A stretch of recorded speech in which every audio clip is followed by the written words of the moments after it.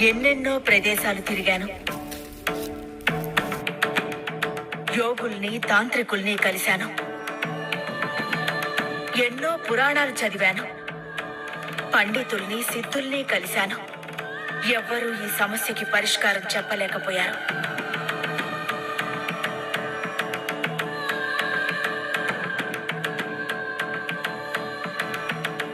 దిక్కుతోచని చీకట్లో చిన్న వెలుగులా చివరికి ఒక యోగి ఒక కొండ జాతి మూలికల వైద్యుడి దగ్గరికి వెళ్ళమని అతనుండే చోటు చెప్పాడు. అది గద్వాల్కి పశ్చిమంగా ఉన్న దట్టమైన అడవి ప్రాంతం.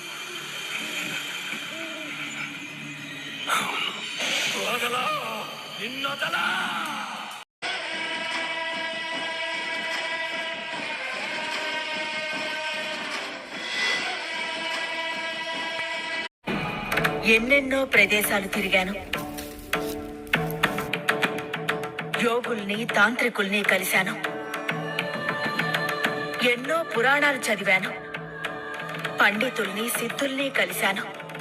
ఎవ్వరూ ఈ సమస్యకి పరిష్కారం చెప్పలేకపోయారు.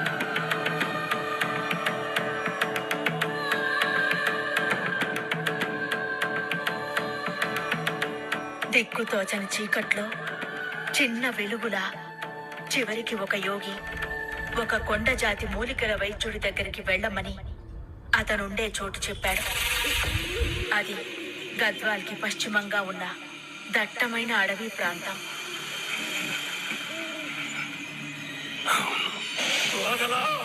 నిన్నొదలా